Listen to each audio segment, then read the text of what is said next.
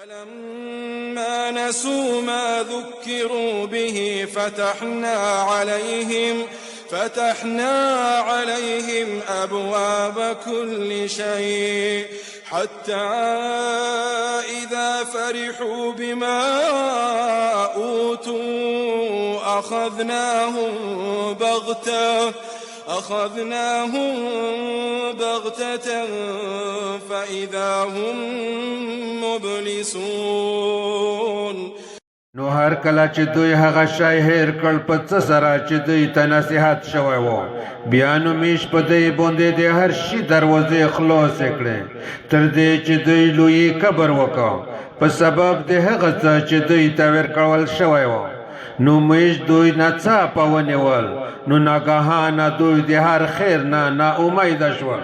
فقطع دابر القوم الذين ظلموا والحمد لله رب العالمين.